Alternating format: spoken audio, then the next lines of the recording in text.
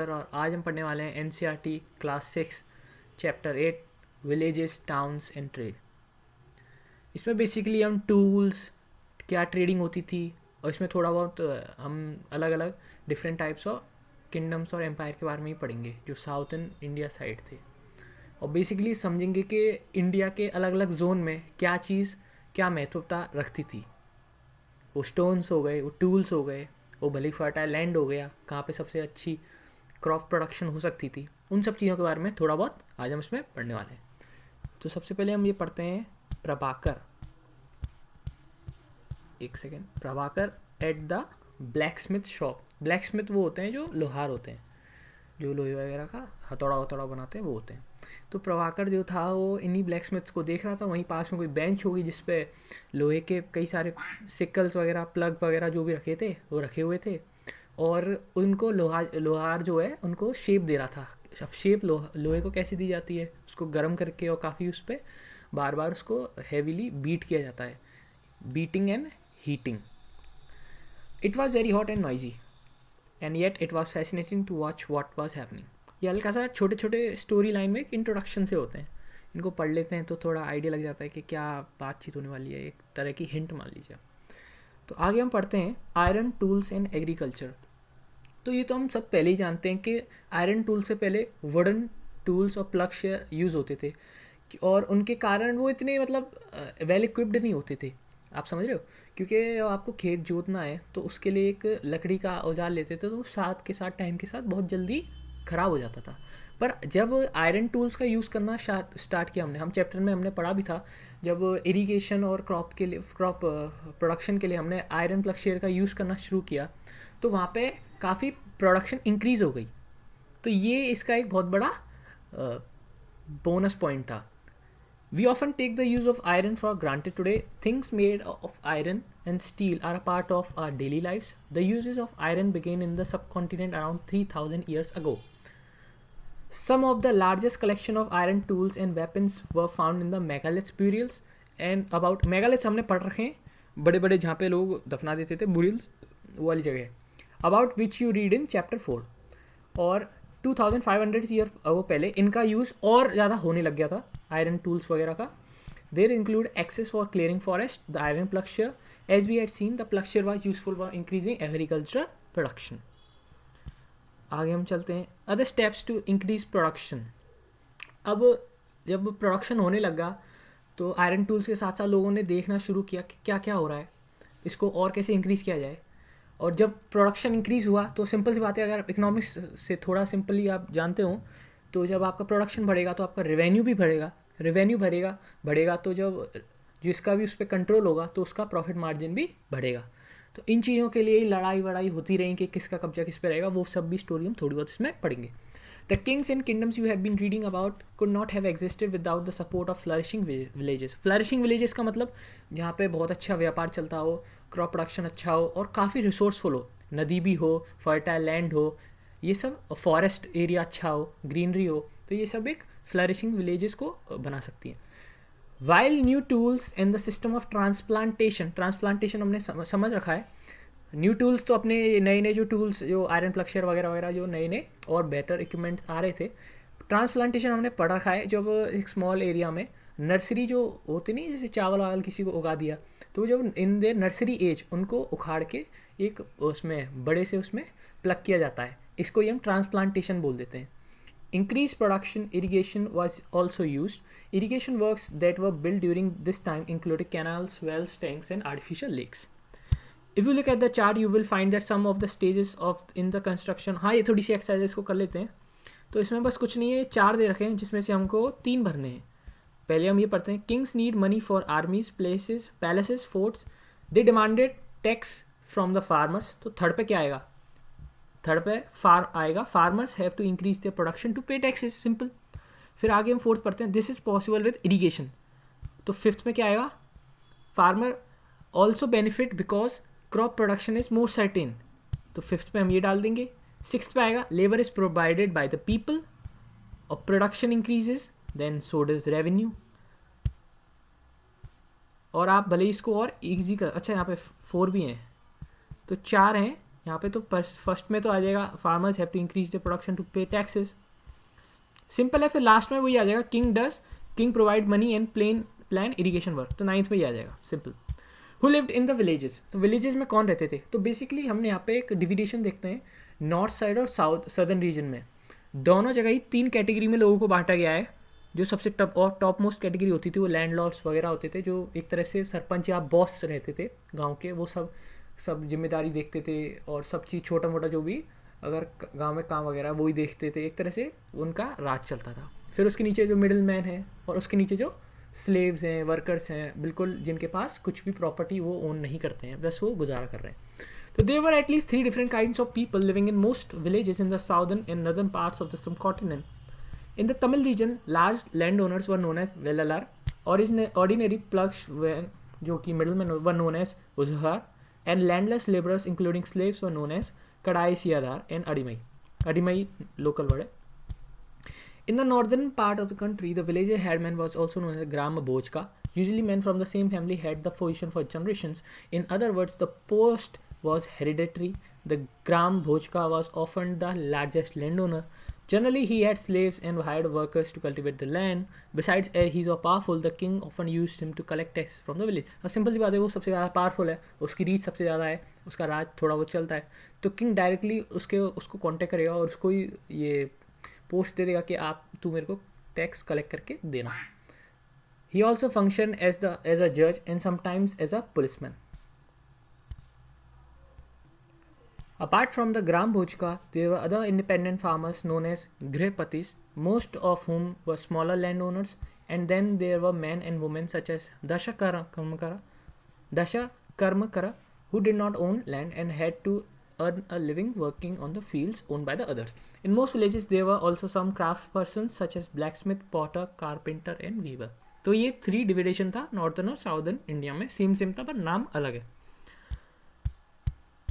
The earliest Tamil composition, some of the earliest works in Tamil known as Sangam literature were Sangam मतलब मिलन या groupism, were composed around 2300 years ago. These texts were called Sangam because they were supposed to have been composed and compiled in assemblies known as Sangams of poets that were held in the city of Madurai. The Tamil terms mentioned above are found in Sangam literature. Coins. अब हम coins के बारे में पढ़ते हैं। Coins normally punch mark coins होते थे, जैसे archaeologist have found several thousands of coin belonging to this period. The earliest coins which were used for about 500 years were punch mark coins such as one shown here. ऐसे तो होते थे पंच mark coins. आगे हम पढ़ते हैं punch mark coins. Punch mark coins were generally rectangular, sometimes square or round in shape, either cut out of metal sheets or made out of flattened metal globules, spherical body. These coins were not inscribed but were stamped with symbols using dies or punches, hence they are called punch mark coins. These coins are found over most part of the subcontinent and remained in circulation till the early century CE. Other means of exchange. अब जैसे इसमें थोड़ा बता रखा है कि और क्या तरीके हो सकते थे, जैसे हमने बार्टर सिस्टम एक होता है जिसमें आप चीज़ों को गुड्स को एक्सचेंज करते हो एक के साथ। जैसे किसी ने अपनी बकरी दे दी तो उसको कुछ खाने के लिए अनाज दे देगा। अब फॉरेस्ट लोग वाले जो होते थे उन पर पैसा तो होता नहीं था, तो हमने पिछले चैप्टर में पढ़ रखा है ये कि जो फॉरेस्ट लोग थे वो वहाँ से जो भी लकड़ी है, टिम्बर है या हनी है, ऐसा कुछ भी जो रिसोर्सेज यूज़ कर सकते हैं टाउन या फिर वहाँ के लोग, उनको वो दे देते थे इन एक्सचेंज ऑफ कुछ भी वो हो सकता है जो उनको ज़रूरत हो, जो टाउन फॉरेस्ट में नहीं मिल सकता वो उन टाउन्स वाले लोगों से ले लेते थे। As they carry the white paddy of their land to exchange it for the salt of another, crossing the long roads in carts through sands white as moonlight, taking whole families who hate to be left behind. The departure of the salt merchants leave the city empty. तो इसमें basically उन लोगों की बात करी जा रही है जो लोग जैसे ट्रेडर्स हो गए बेसिकली, और ये ऐसे ट्रेडर होते थे जो ग्रुप में एक तरह से आप फैमिली, बहुत बड़ी फैमिली ग्रुप में ट्रैवल करती थी, जिसमें उनके बीवी बच्चे संग ट्रैवल करते थे और वो साथ के साथ ट्रेड भी करते थे लोगों के साथ, व्यापार जो भी है, और जो कि यहाँ पे साल्ट मर्चेंट बता रहा है, जो कि वहाँ पे अभी इस टाइम जिस पोएम में साल्ट मर्चेंट की बात करी गई। Cities with many functions, very often single town was important for variety of reason. Let us look at the example of Mathura. अब मथुरा जो है हमने पिछले चैप्टर में पढ़ रखा है, यहाँ पे कई सारे जो स्टैचू हैं और कई सारी मूर्तियाँ हैं वो यहीं से बनती थी और आज भी बनती हैं। मथुरा है, तक्षशिला है। Mathura has been an important settlement for about more than 2500 years. It was important because it was located at the crossroads of two major routes travel. मतलब एक तरह से नॉर्थ वेस्ट और east and from the south to west, north to south, मतलब north west to the east and from south to north, एक major वहाँ पे बीच में, एक बीच में है ये इसका पॉइंट. तो इसको दोनों तरह से इसको एक हम कह सकते हैं इम्पॉर्टेंट जगह होती बन जाती है. There were fortifications. फोर्टिफिकेशन मतलब आसपास जो एरिया होता है आपका उसके आसपास दीवार खड़ी कर देना. Around the city and several shrines, farmers and herders from adjoining areas provided food for people in the society in the city. Mathura was also a center where some extremely fine sculpture was produced. Around 2000 years ago, Mathura became the second capital of the Kushanas, about whom you would read.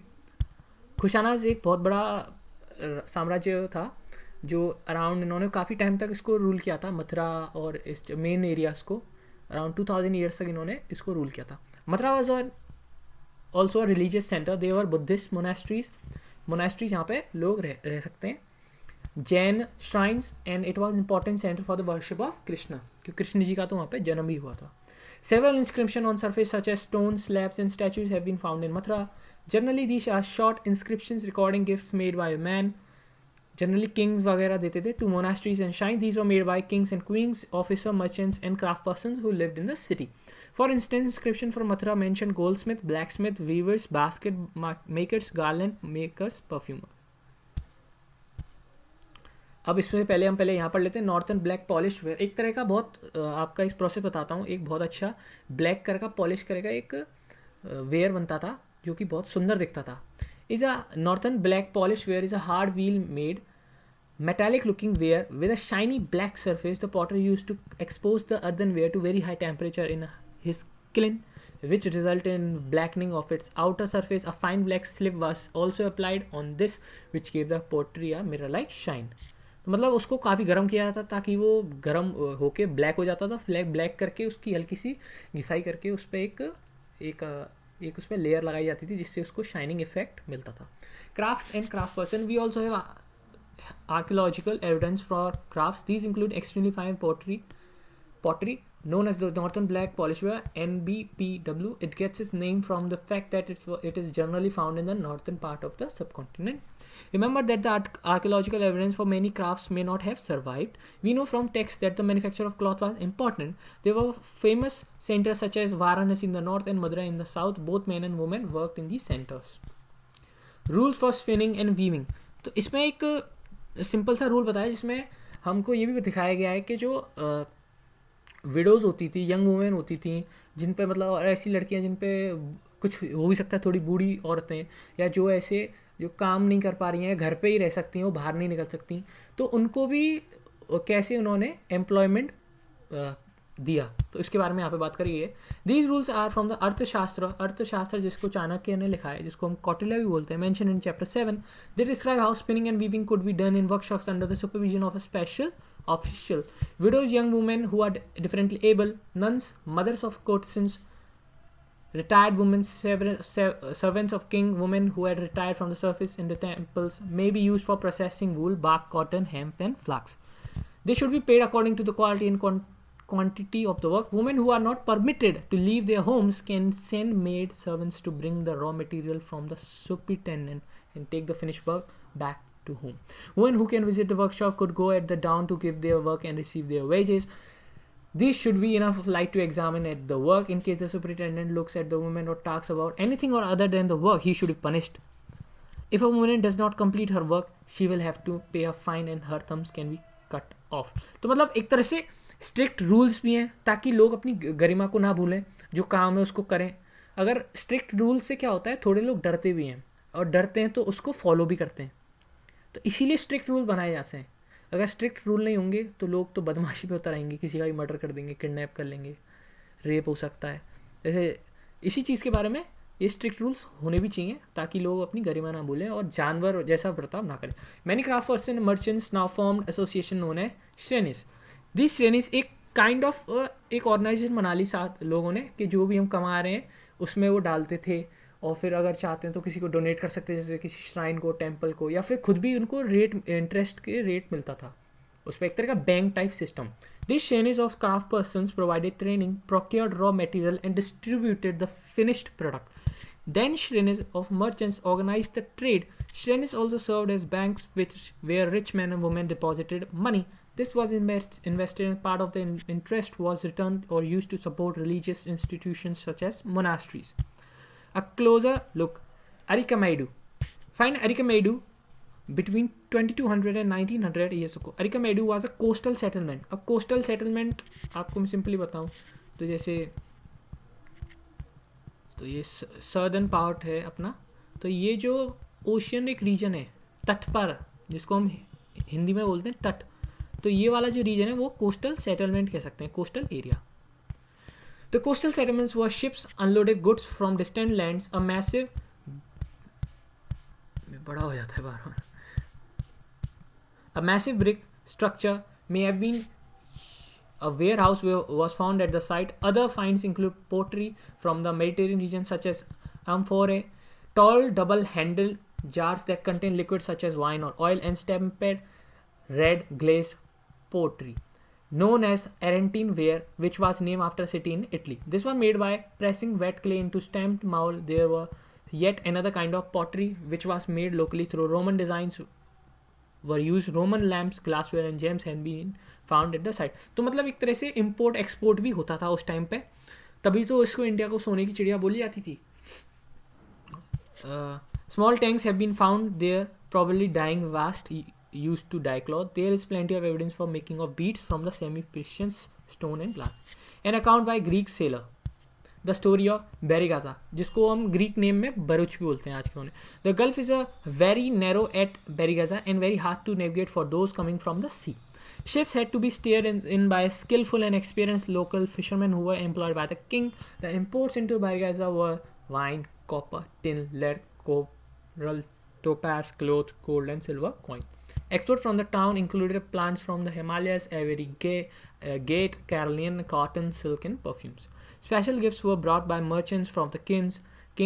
These included vessels of silver, singing boys, beautiful women, fine wines and flying cloth. तो मतलब काफ़ी राजा महाराजा शौकिया तो होते ही हैं यार, आप समझते हो. Trade and traders. You have read about the northern black polish ware. This fine pottery, especially bowls and plates, were found from several archaeological sites through the subcontinent. How do you think it reached these places? मतलब export तो वही होगा ship के द्वारा. Traders may have carried them from the places where they were made to sell them at other place. South India was famous for gold spices. ये तो हम काफ़ी पढ़ते ही आ रहे हैं. साउदर्न इंडिया जो होता था, केला वगैरह गोल्ड के लिए तो फेमस था ही. साथ ही साथ spices, specially paper and precious stone. Paper की जो बहुत डिमांड थी रोमन एम्पायर में, और इसको एक तरह से ब्लैक गोल्ड भी बोला जाता था. Paper was particularly valued in the Roman empire so much so that it was known as black gold. So traders carried many of these goods to Rome in ships across the sea and land in caravans. Caravans मतलब group में, काफ़ी बड़े बड़े group में. There must have been quite a lot of trade as many Roman gold coins have been found in the South India. A poem about trade. अब एक तरह से आप देखो तो ये बहुत सिंपल पोएम है, लेकिन अगर आप इसको डिटेल में थोड़ा समझोगे तो आपको समझ में आएगा कि कौन कौन सी जगह पे क्या क्या चीज़ें इंपोर्ट करी जाती थी और वहाँ से एक्सपोर्ट करी जाती थी, क्या मिल सकता हूँ. You can find evidence of trade in the Sangam poems. Here is one which describes a good brought in to Puhar, an important port on the east coast.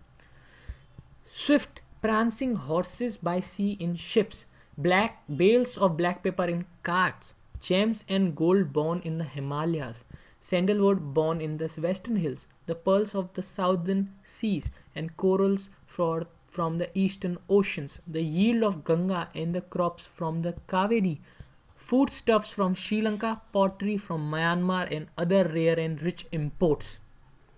तो आप इसको देख सकते हैं कितनी सारी चीज़ों के बारे में इसने हमें बता दिया है. Trader explored several sea routes. Some of these followed the coast. There were others across the Arabian Sea and the Bay of Bengal, where sailors took advantage of the monsoon winds to cross the sea more quickly. Monsoon winds में थोड़ी उनको help हो जाती थी ताकि वो उनको मदद हो जाए और वो शिप काफ़ी जल्दी वो पार कर लें. So if they wanted to reach the western coast of the subcontinent from East Africa to Arabia, these chose to sail with the southwest monsoon, and steady ships had to be built for these long journeys. New kingdoms along the coast. The southern half of the subcontinent is marked by a long coastline and with hills, plateaus, and river valleys. Amongst the river valleys, that of Kaveri is the most fertile. अब simple सी बात है यार, आप ये भी समझो, कावेरी जो है साउथर्न साइड में एक रिवर है. अब वो रिवर है तो इसके आसपास का जो लैंड है वो फर्टाइल है काफ़ी. अब ये फर्टाइल है तो सिंपल सी बात है, यहाँ पे क्रॉप प्रोडक्शन भी शानदार होगा. क्रॉप प्रोडक्शन शानदार होगा तो यहाँ पे रेवेन्यू जनरेट भी अच्छा होगा. रेवेन्यू जनरेट अच्छा होगा तो जिसका भी यहाँ पे कंट्रोल होगा तो सिंपल सी बात मैंने पहले ही बताई थी, उसका प्रॉफिट मार्जिन ज़्यादा होगा. तो इन्हीं चक्करों की वजह से यार ये सब चीज़ें, लड़ाई वगैरह होती रहती हैं कि किसका किस पे कब्जा होगा, क्योंकि वही सबसे ज़्यादा रिच और पॉलिटिकली इस्टेब्लिश्ड और पावरफुल होगा.